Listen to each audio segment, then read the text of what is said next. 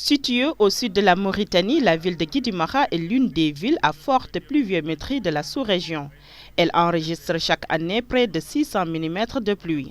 En effet, ces dernières 24 heures, ce fut un véritable déluge inattendu avec plus de 200 mm de pluie qui ont été enregistrés, laissant derrière elles plusieurs dégâts matériels, des troupeaux disparus, 3 personnes mortes et des centaines de familles sans abri. La région n'en demandait pas tant malgré l'arrivée tardive des précipitations qui avaient asséché la contrée et inquiété les autochtones.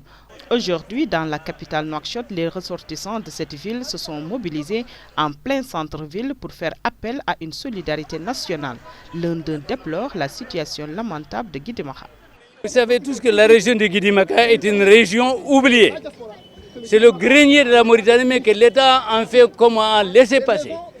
Le Guidimara est aujourd'hui dans une situation lamentable. Toute la région est noyée.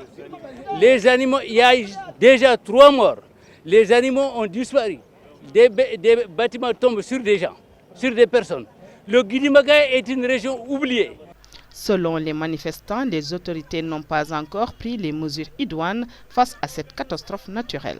Que l'État ne veut rien faire et que lui et ses alliés sont en train de déformer la situation pour dire qu'il y a le ministre de l'Intérieur à bouger, les camions sont partis, alors que en dépassant Tourimé, c'est-à-dire que El Sahel et Kinikoumou, le barrage, le pont a cédé.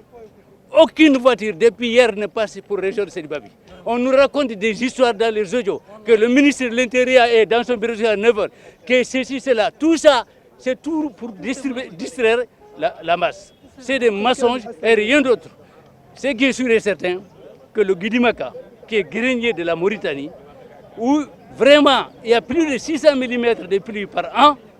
Surnommé le grenier de la Mauritanie par ses habitants, le Guidimara fait face depuis 2 jours à une catastrophe naturelle inédite de son histoire. À ce jour, la région complètement sous les eaux de pluie est en situation d'urgence humanitaire et une réelle solidarité nationale s'impose afin de réduire en tant soit peu les conséquences périlleuses déjà avérées de cette tragédie.